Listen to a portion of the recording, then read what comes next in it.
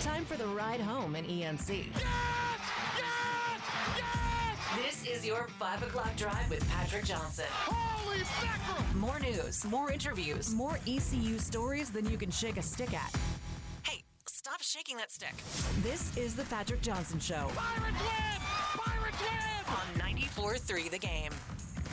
Okay, welcome everybody. It is a monumental show today. We always enjoy having John Gilbert in studio, ECU Director of Athletics, and he joins us on the Patrick Johnson Show today to talk Pirate athletics, to talk house settlement, to talk all kinds of things. The great John Gilbert here. How are you, sir? I'm excellent. Thanks for having me. You've been on the go. It's usually you kind of got to the end of the season, and end of the season, and everybody stretches out a little, but you're on the selection committee with baseball, so that has certainly occupied your time, and you've been paying attention to that court decision a couple of weeks ago. Yeah, there's been a lot going on.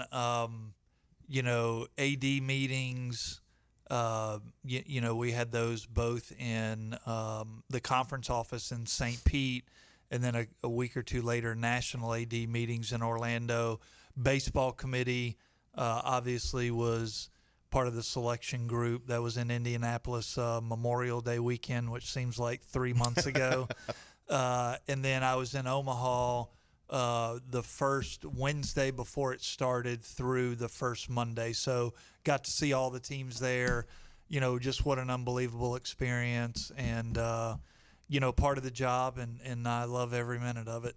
How much longer are you on that committee? It's two or three more years. Okay. I think it was a 4 or 5 year term commitment.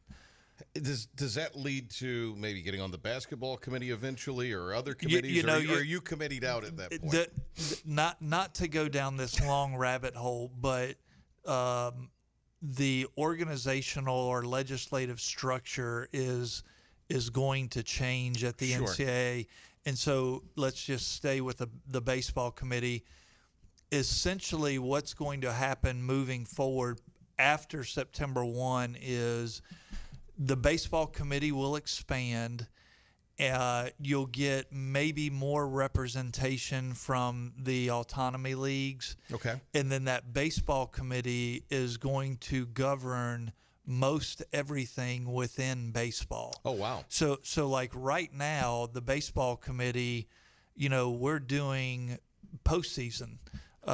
This is going to get into enforcement, and maybe not enforcement, because they have the new commission on enforcement, but it will be a part of playing rules, legislative policy decisions. That's probably a better way to put it. So more legislative. Yeah. Wow. And then the full committee will come together for, the selection piece. So it's going to be a different look and feel. Yeah. And I think it will be more time consuming having to look at all the baseball issues. As if you just have spare time in the day. Yes. I do understand my most important job is leading the Pirates. So I always look at home first. So this afternoon, an email from the Pirate Club went out, and it is talking about Team Boneyard and the 23 Club.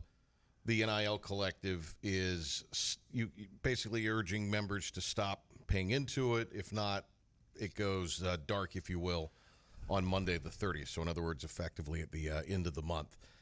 That initiative shifts sort of in-house to the Pirate Club. Yeah, essentially, first let me say Team Boneyard has been unbelievable. The people that started it, obviously all ECU supporters, recognize the need for us to have a competitive NIL operation in Greenville, and for them to start it, do it, manage it, fund it, just incredible. Like, we would not be where we are over the last 2-3 years with our, more competitive sports teams. We would not be in the place we are without them. So I'm eternally grateful for them. They deserve a standing ovation, in my opinion. The second piece, essentially what will happen is all the NIL Team Boneyard will shift internally to revenue sharing. Mm-hmm. So we will absorb that. Now, there still will be NIL opportunities. If someone wants to get a player to come down to their restaurant or business or birthday party and do something for them, they can compensate them directly in an NIL opportunity. But most everything will flow through the athletic department in the form of revenue sharing. Does that allow? I guess where does it make sense to kind of put all that under one umbrella as opposed to having the collective component as, a supportive piece? Well, the biggest thing I would say is if you were inclined to give to Team Boneyard and support that, then I think this Purple and Gold Society that we've created is going to help us ultimately with a revenue sharing piece. Revenue share, technically, all the dollars that we will revenue share with football, men's and women's basketball, and baseball with are ticket sales, multimedia rights agreements, conference distributions, guarantee games, all those type things. But the Purple and Gold Society is helping us shift revenue to those buckets where it's going to help us offset our expenses. And I tell people, for our coaches are only as good as the talent that we acquire. Sure. So the more funding we have, the better talent we can acquire, should be a direct correlation to, more competitive teams on the field. John Gilbert with us here on the Patrick Johnson Show this afternoon as we talk about the winding down of Team Boneyard and what will be the supplemental piece or the new piece for that. Current Team Boneyard deals or deals that were done under Team Boneyard. I know that's a question I'm sure you've received and that a lot of fans have asked about. I'm sure the athletes themselves have probably wondered that. How does all that So those deals will transition from Team Boneyard to an internal revenue share. So, we'll start with our revenue sharing mid to late July. We'll start picking those up, so the payment will come directly from the institution. Would there be any if there's a certain pay schedule, and I don't know enough about it to know if there's, would that be altered possibly to? We won't alter the pay schedule. Getting the first payment out, we're kind of running through the finish line right now to get mostly the processes in place, but there'll be no disruption in payment, and our student athletes will not see a difference in that. With an outside group that wants to, or a business wants to compensate someone, will that have to run through, or does that run through the representation now of the athlete? Yeah, no, it can run directly through the athlete. Okay. So those are still available. People will still be able to do those with our student athlete, but they won't have to go through, a collective anymore. They can go to the athlete directly. Is that a little more within the spirit of what NIL was intended for? Well, I think it's more. Yeah, absolutely, it is. It's what true NIL is, and I think you'll see, people see and hear crazy numbers from a bunch of different areas and athletes, and so I think you'll see the market maybe shift to what the true market is on NIL opportunities. Is this something that other institutions are doing, or pretty much every institution is doing it in similar fashion? It's just to get their arms around it. Well, it's the money is coming from the revenue share money's coming from the institution. We don't have to rely on outside NIL to fund it. We're funding it off of the buckets that I mentioned. Sure. But people can help us with that through investing in the Purple and Gold Society, and we can shift more of our revenue to revenue sharing and acquiring talent. Is there a landing spot on the website for this, ECUPirates.com? Yeah, you can go on our ECUPirates.com, and you can go to the Pirate Club and see the Purple and Gold Society there. Let's say I've given NIL dollars to, well, the 23 Club's a great example. That's a baseball specific, and I want my contribution hypothetically to go to baseball. Can, within this rev share structure, can you designate? For the revenue share sports, we would take that and just apply it to their rev share number. Okay. So we're working with 23 Club, Team Boneyard to make sure that we're honoring whatever has been previously. So, but henceforth, if I were a contributor and wanted my money to go to women's basketball, for example, could I earmark it as such? Yeah, for those revenue share sports, yes. If it's outside one of the revenue share sports, obviously we'd want you to give it to the Purple and Gold Society, because really, if you look at the broad context of revenue sharing, we're revenue sharing with almost every sport we have in this regard. It all starts with scholarships. Mm-hmm. So between the new baseball scholarships and the equivalent on the women's Olympic sports teams, we're adding just a tad over 26 new scholarships. Okay. Half to baseball, the other half to our women's teams. And then our women's Olympic sports teams will get new Alston money based on whatever scholarship they are on. So if you're a softball player and you're on 75% scholarship, you'll get 75% in Alston money as long as you meet the academic thresholds that have been set forth as part of receiving the Alston payments. So people are thinking of rev share in a very probably small window, in that they think we're handing cash out to every sports teams, which is not the case. Right. Football, men's and women's basketball, baseball will rev share with, but most every other sport is either getting enhanced scholarship or revenue Alston money.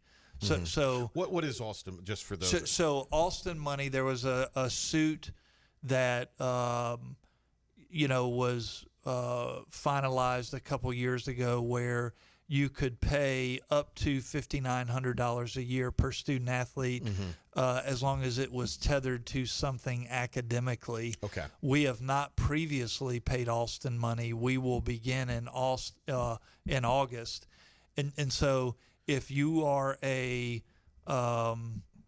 softball player, lacrosse player, tennis, soccer, swimming, all of those. Right. If you are on a full scholarship, in year one, we're going to use $5,000 as a full Alston payment. So essentially, they'd get an additional $2,500 a semester. It would all be tethered to academics, GPA, eligibility, good standing, and you return to the institution, then you would get the payment. And so we're going to do that for all women's Olympic sports. Is that built in, as I understand what you're saying, or is that a different line item? It's a different line item, but it is all countable in the total revenue share number. Okay. And I feel really good about where in year one, look, this is a year-to-year proposition in my mind. I think in year one we're going to be extremely competitive in our league with what we're doing overall revenue share-wise. We're speaking with John Gilbert. What is the total number of rev share, annually? It can be $20.5 million. It's not at East Carolina, but it's not at a lot of places. So I know the conference membership agreed to a certain amount. Is that annually? Is that over a period of time? How does that work? So the way the conference, the presidents voted on that, it was at minimum a $10 million investment over 3 years. And so I don't want to get into what our specific number will be. I feel really good about it. I think we're going to be extremely competitive with it. But if you look at it, we certainly will have to report it through the NCCA, the new kind of not clearinghouse, but the new legislative branch. We'll need to report it to them. But there's been no reporting at our level, mandatory reporting. And so I don't see an advantage in giving our total number, so probably not going to disclose that at this time. But I feel really solid about where it is. Like, I'm not saying that we'll be at the top of the league, right? But I do think we'll be in the upper third and be extremely competitive. Is the plan, because is the 4% increase each year or year over year, is that mandatory no matter where you start? No. Okay. It was a $10 million investment over a 3-year period. Right. It is really, there'll be some institutions that will be, higher than that. Okay. But they wanted to set a minimum benchmark, to make sure that our league was as competitive as it could be. In talking to your brethren around the conference, I mean, is that a number that some are going to struggle? Or is that a number that, that gives us a fair baseline to work from? No, I think when you get below the autonomy leagues, so we're talking about SEC, Big Ten, Big 12, ACC, once you fall below those 4 leagues, and I would even say probably within the Big 12 and the ACC, you're going to see a big swing of what people are revenue sharing. Well, when you look at the group of 5 schools, I think you're going to see some schools sharing at a very high level and other schools and some within our league not revenue sharing a whole lot. You're going to see a wide swath. But a minimum of 10 mil over 3. A minimum of 10 million over 3. Divides out. Yep. Is your thinking on this is that just across the board, and I sort of asked this a little bit ago, but this just across the board allows for better competition because it does to a degree level off the playing field? Well, I don't think it levels the playing field. I actually think the opposite. Okay. I think that some schools that have, some built-in advantages financially that can revenue share a higher number, they're able to go out and attract, talent. Whereas a school that is not revenue sharing a lot of money, those coaches better be really good evaluators of talent. Right. Because, look, if you're telling, one player, hey, we'll pay you a bunch of money to come here and play your sport, and another school is saying, hey, we'll give you a full scholarship, but we really don't have much money to revenue sharing, you're attracting a different type player. Sure. And you're going to see that happen, and you're going to see some schools have success. It's just long-term sustainable success. And let's look at Murray State in baseball. Yeah. Murray State got to the College World Series probably with very little to no NIL. Sure. Like virtually none. I think that's a safe assumption, yes. Well, I'd also say that they had a very young team, very young pitching staff. Let's see how many of those kids return to Murray State. Yeah. My guess is not many. Right. Because everybody's looking and going, man, this player, played at a high level. He's not even getting anything. We can help fund that guy. There's concern in coaches I've talked to about, as you mentioned, the scholarship component. And someone could offer a student athlete out of the portal, okay, we could pay you this much in rev share and however that, but perhaps somebody can offer you the full scholarship. And I'm talking sports that maybe have partial scholarships or have to divvy them up. So that would seem like that would kind of fall under the umbrella of what you're talking about too. I mean, there's a little bit of a competitive disadvantage in that respect. Well, it just depends on how many scholarships they have, and not to thoroughly confuse you or anyone else. Doesn't take much. With this House settlement, and let's use football as the example, every sport moving forward is now considered an equivalency sport. So right now, football has 85 full scholarships. And if they really wanted to break those scholarships up, they could do that. Now, I'd say just from a historical perspective, most football players are used to getting a full ride. Sure. So I don't see coaches breaking that up much. But technically, they could if they really wanted to. All right, we're going to get a break. We'll come back. We'll have more with John Gilbert here. He's with us today in the studio. A lot to talk about, and we'll continue on right after this. The team of Flatlands Jessup is working overtime to help ensure that Eastern North Carolinians like you get the health insurance help you need this open enrollment period. New legislation passed meaning more people than ever qualify for affordable coverage. Let us help you today. The best burgers around. Everyone loves a thick, juicy, and fresh burger. Tiebreakers in Greenville, plus the all-new Tiebreakers in Winterville. Do real burgers better than anybody. So don't just go to any burger-themed restaurant chain. It's time to break the chain and eat local. Tiebreakers, real burgers at its best. Everybody loves burgers. Big tax credits are back. Get a 30% tax credit, up to $2,000 off your new Mitsubishi electric heat pump install. Let Comfort Master help you take advantage of the tax credits with a qualifying Mitsubishi electric ducted heat pump or non-ducted Mitsubishi electric mini splits. Mitsubishi electric mini splits are ideal for bonus rooms, garages, or sunrooms. If you need a new HVAC unit, call Comfort Master today. Call Comfort Master. Call Comfort Master.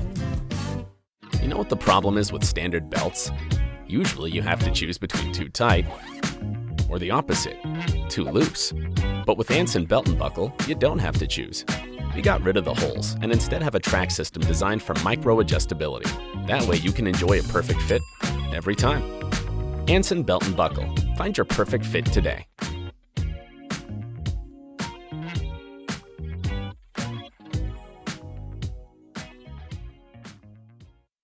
Healthwise Pharmacy rounds the bases with all of your infusion, retail, compounding, and medical equipment needs. Locally owned and operated by pharmacist Marcy Parker, Healthwise has grown to be your most trusted provider for infusion services. Currently providing in-home or on-site infusions in North Carolina, South Carolina, and Virginia.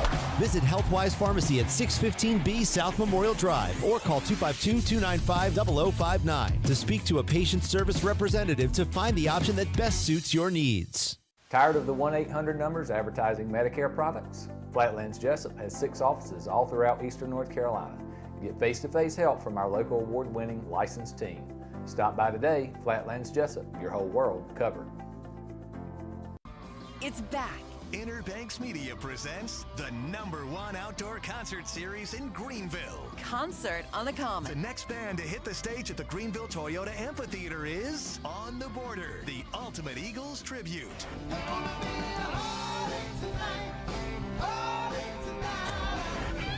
Get more details on this year's concert series at concertonthecommon.org. See you June 26th for On the Border. Back to the Patrick Johnson Show on 94.3 The Game. Welcome back. We got a jam-packed show, so let's get started. Deep breath. Here we go. Last week, or was it the week before last, Philip, we had Tim Pernetti on. It was 2 weeks ago. 2 weeks ago, yeah. We had Tim Pernetti on. Great guy. The commissioner of the American Athletic Association. John Gilbert, ECU director of athletics, with us on the show today. And,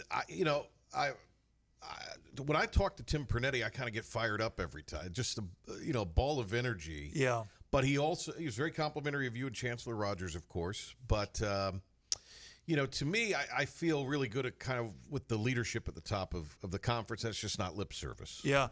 No, he is. He's very aggressive.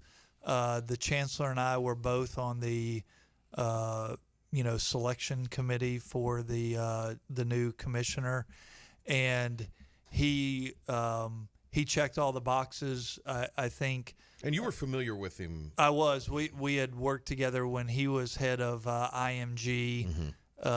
We had worked together. He's very aggressive. Cutting edge. Wants to do the best to put us in, put our best foot forward.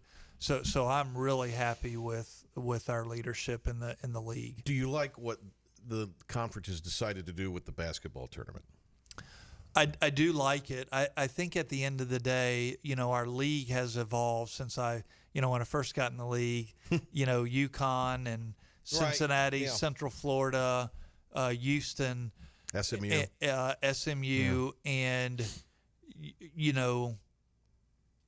it's one of those things where we look a little differently from a basketball perspective, and I think it's really important. We have to do everything we can to try to get more teams into the tournament, and so I am supportive of where we landed. So one of our listeners, Mr. Juan, on Twitter, on X, has there been any discussion assigning rivalry week matchups between ECU and Charlotte, USF, FAU, et cetera, just to sort of, I guess, highlight is what he's asking.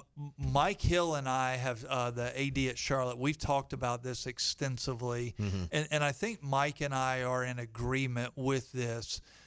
Look, if we could fill the stadium on a Thanksgiving weekend, would we love to play each other at the end of the year? I think generally that answer is yes.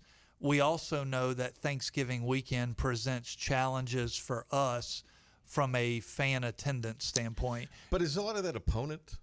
Well, because you had Cincinnati a couple of years ago and you had almost 40,000. Yeah, I would say it was more like 35, and we had to move a lot to get that many people there. Yeah. So I like playing that game as later in the year. But I also want to make sure we're playing it when students are on campus. Gotcha. That's the big thing. That really was a big thing for me, is making sure at both institutions, we wanted students on campus when we played that game, and that's really kind of where we landed. Was there any truth? I'm almost embarrassed to ask you this. Was there any truth to the fact that the Sun Belt contacted ECU about becoming a member of the conference? Yeah, I think when you look, the Sun Belt's a really good league. Sure. I love the regionality and the proximity of, Old Dominion and Appalachian and James Madison and Coastal Carolina. I think our fans like those matchups. Right. The reality is, from a financial perspective, number one, whatever league, if we were to ever leave the American, you're looking at a $20 to $25 million exit fee. Just to leave.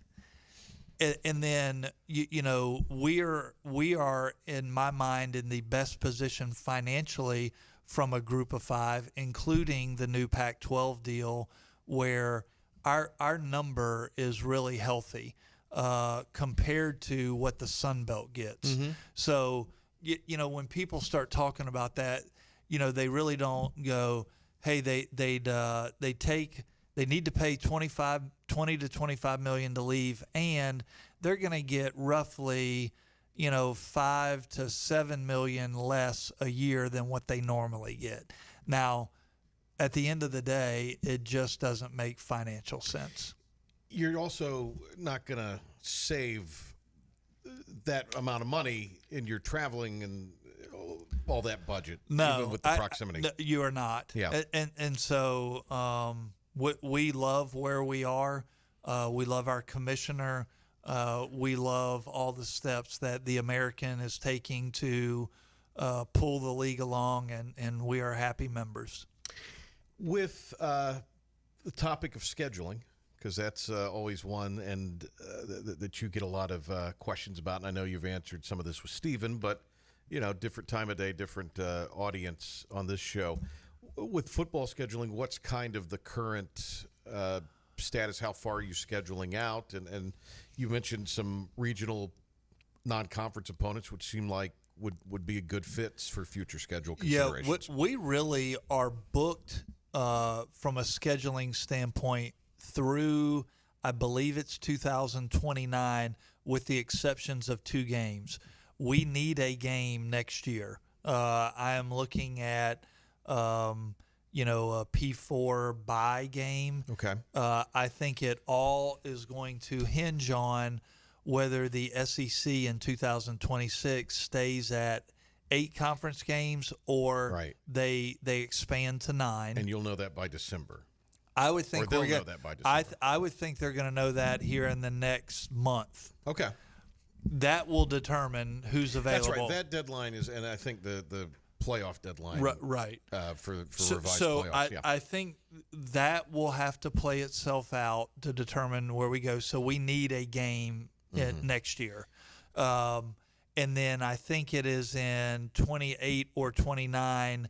We need an FCS opponent. Okay. Otherwise, we are by and large full. Is the FCS opponent a little easier to schedule? They are easier to schedule because they don't schedule as far in advance as what we do. Yeah. So you could do that a year or two before. In reality. We'll do it sooner than that. But sure. I'm not in a hurry to schedule that game. Next year's game. Like I am having conversations with people weekly, but I think a lot of it is going to hinge on what the SEC does. And if you'll remember how we got here is, a few months ago, West Virginia dropped us in 26. They were supposed to be coming to Greenville. It was a very old contract. Okay. The buyout was only $300,000. They did not want to come to Greenville. They bought us out, and I think they picked up Virginia, Neutral, and Charlotte. So that left us in a position to go look for a game. So we're looking. Are those buyouts under the contracts you're doing a little more robust? Yeah, absolutely. Much higher than what we're doing now. And contracts have evolved. I mean, this contract, it's pretty old, wasn't it? It's very old. When you are when you say you're talking, depending on the SEC, is that necessarily an SEC opponent, or are you maybe waiting on someone else because they're having to wait and see? Well, it's multiple conferences that I've talked to now. A lot of it is the SEC because I have a lot of, having worked in the SEC for 23 years, I have a lot of relationships there. So I'm talking to a lot of schools, but we'll see how it ends up. They're not moving forward till there's a final decision on that. So we're a little bit in a holding pattern.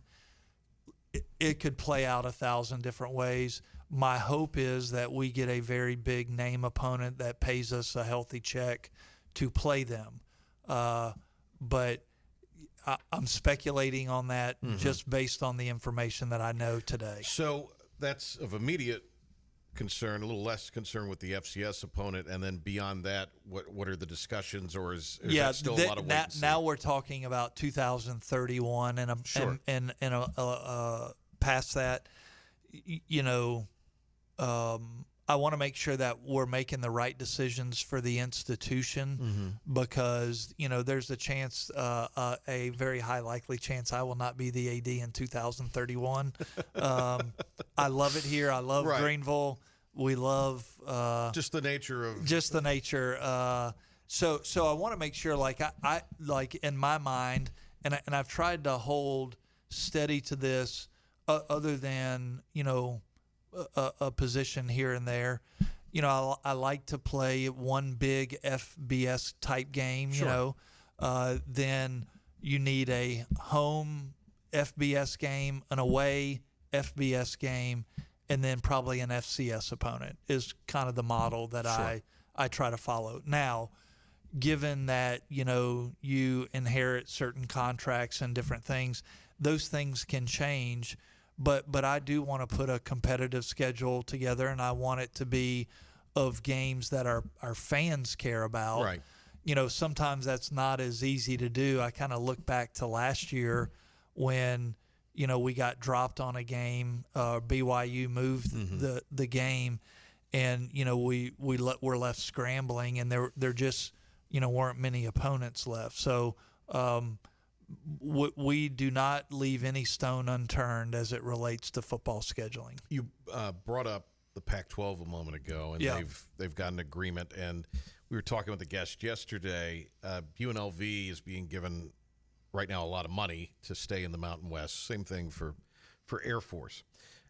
There's some surprise, there's litigation involved in that situation. I think with the Pac-12 maybe suing over members leaving and that sort of thing. It sounds like a pretty messy situation and a lot to go through there. But let's just assume maybe that Air Force, if the Texas State to the Pac-12 rumors are true, or reporting is true, or rumor at this point, but Air Force came open, would that make in a hypothetical sense, and I realize they have a conference home, but does that, if the Mountain West dissolves, is that an attractive member based on the Army and Navy relationship in the Americas?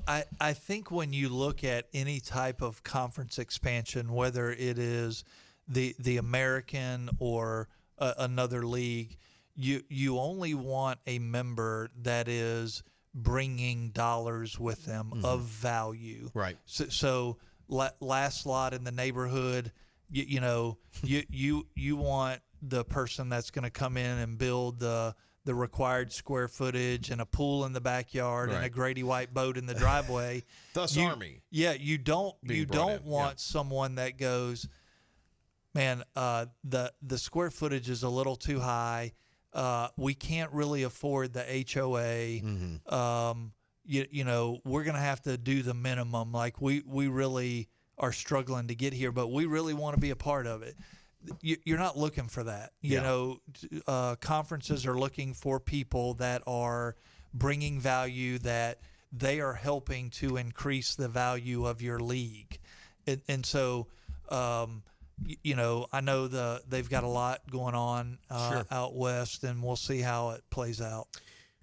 Do you feel Charlotte is doing? I don't mean, but I mean, you mentioned Charlotte, and they've, I think have had to re-examine how they go about doing things. I think all the new members, maybe with the exception of it seems like UAB kind of knew what to expect, but everybody else, because of different reasons, has had to maybe kind of re-examine how they go about doing things. But so maybe not fair to single out Charlotte so much, but just the new members. Do you feel like they have brought some value to the table? Well, I do, in that, as you look at the expansion model, and where schools have played, Charlotte, not this past year, but the previous year, had a really good run in basketball. And then, like most of us, when you have a really good team, you're a little more of a target from the portal. But the one thing that I really do like as it relates to Charlotte is it is a game that we can drive to. You can build the rivalry. I think we needed that, because prior to that expansion, I think the closest drive was Temple, and it's hard. Again, I go back to my time in the SEC, and most people would, if you said what's the best thing about the SEC, and most casual people would go, well, they have more money than anyone else, and they have more visibility and all those things, and I'd go, I don't really think that's the most important thing or the best thing about the SEC.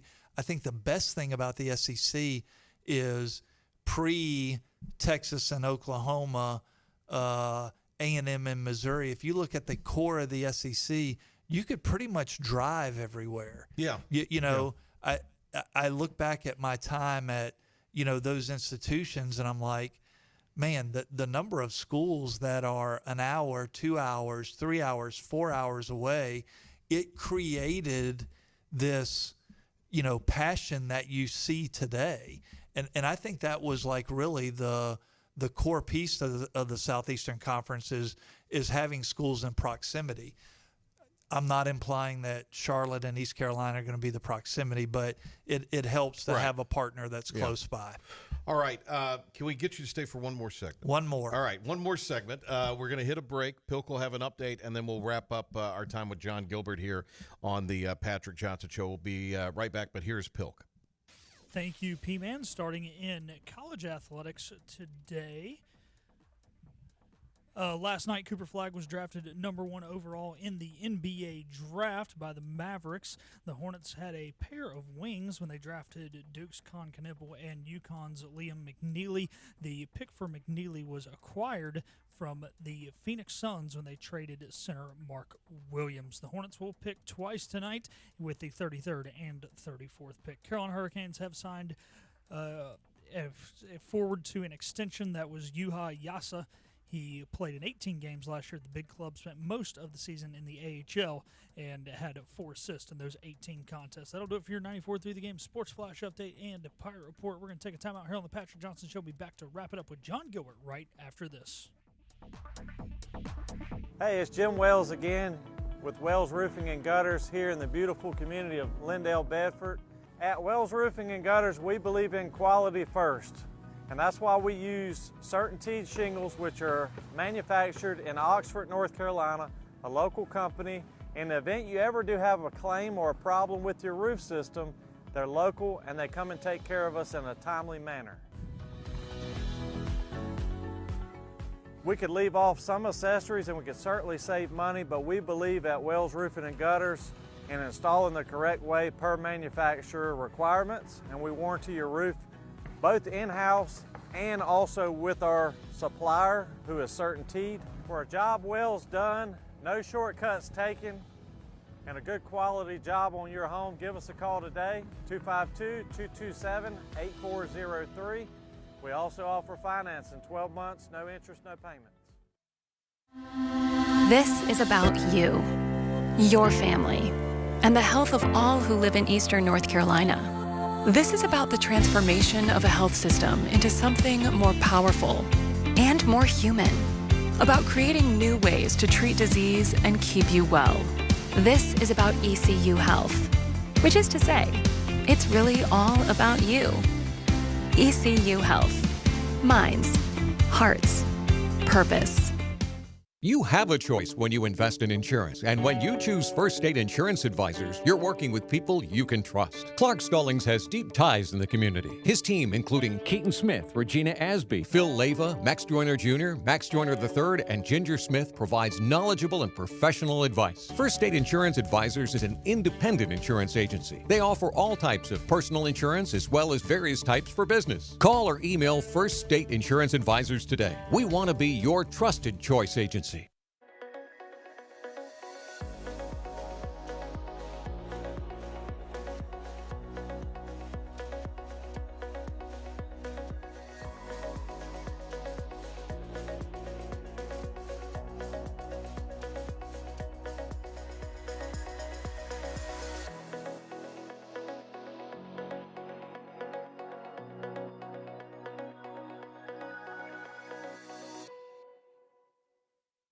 Other restaurants claim their food is fresh and fast, but are they friendly? At Moore's, you're treated like family the minute you walk into their doors. With locations in Winterville, New Bern, Swansboro, Morehead City, and Jacksonville. We've been practicing what we preach since 1945. At Moore's, our barbecue is slow cooked and smoked over real wood daily until it's so tender it's falling off the bone. Combined with our fresh chicken, cooked-to-order seafood, and homemade fixins, we're sure you'll agree. If it's not Moore's, it's less. And now, the stunning conclusion. Why is everyone screaming? On 94.3 The Game. All right, welcome back. We have John Gilbert with us here, and Henry is going to really take care of you. Henry and Hank will take care of you for staying the whole time. You know, they should. Yeah. They should compensate me at a high level. I'm sure the ratings are going to be through the roof. Yeah, through the roof. Yeah. I do want to ask you about construction projects, but with the portal and all of this, has there been any movement towards any kind of guardrails where maybe you can't transfer as frequently? I'm talking more industry-wide. Yeah, we haven't landed there yet. Now, I do think as part of the revenue sharing and in the, contractual agreements, there may be a payback clause depending on when a student athlete leaves or something along those lines. But I think we are going to see a year from now it's going to be a different landscape because we're really getting into things where we don't know what we don't know. Mm-hmm.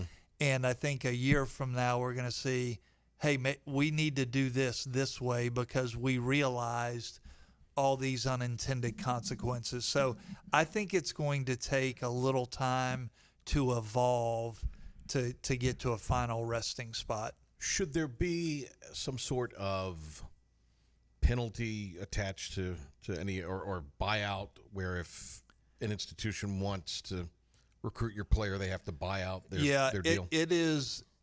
There are a lot of unintended consequences with that, and I think we all have to talk through the ramifications of that, before we go down that path.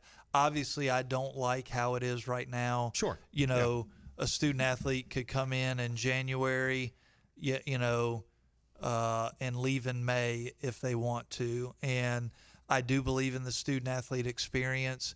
I think obtaining a degree from a meaningful institution is the most important thing that they can do, and I don't want to lose sight of that. Yeah.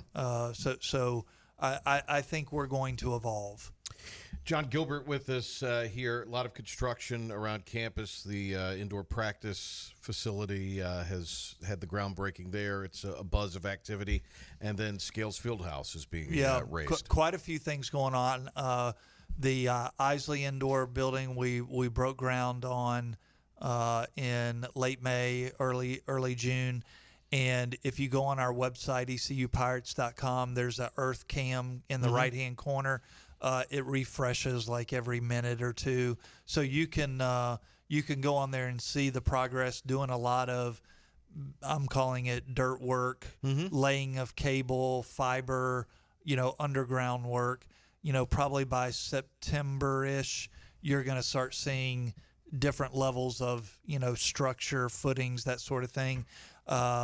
We are in the process of tearing down Scales Fieldhouse right now. We plan on putting turf there in its place, not turf that you're going to go play a game on, but turf to create more of a social footprint where we're going to be able to host outdoor social activities on. For non-football game days, we'll be able to rent it. I think it will be a very utilized space. I could see a lot of events taking place there.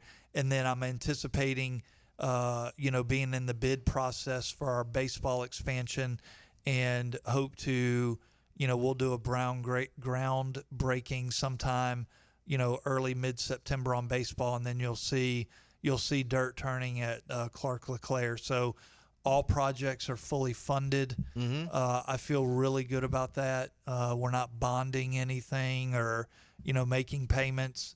We'll be able to fully fund those. So excited about where all those projects have landed. With the Scales space, will there be any kind of structure associated with that? There'll be some, probably closer, not the entire Scales footprint, but closer to Ward Sports Medicine. You're going to see some awning covers, well, there'll be some shade piece to it, and then the rest of it will be open-ended. So I got you. It'll look like that. Well, that's interesting. I'm looking forward to seeing that. A few more minutes here. When you look at football, which is right around the corner, obviously it's the first full year with Blake Harrell at the helm. You've been able to observe him since making that official before Thanksgiving. What kind of job do you think Coach Harrell's done so far? Well, I feel really good about where we are. We kept a lot of players, from a year ago. Obviously, we lost a few that certainly you would love to have kept, but it's the reality of the business we're in. I think he and his staff have done a really good job of picking up some additional pieces. And at an ECU, we're going to have to find the middle ground on that, in that we're going to have to sign some young guys, develop them, and keep developing them, but we're also going to have to go to the portal. We cannot be just strictly a portal team. Right. But I feel good about Blake and where we are. Season tickets are going well. Need people to buy season tickets. We've got a really good schedule, and look forward to watching the Pirates play in the fall. With just your expectations, is it more year to year now, just by the nature of what is going on with the portal and this brave new world? Well, look, we could have spent the whole hour on this one topic. I think you have to look at how you evaluate coaches a little differently moving forward, in that it is year to year. And I'd also say it is relative to what you're revenue sharing. Like, where are you in your league? How are you competitive? Right.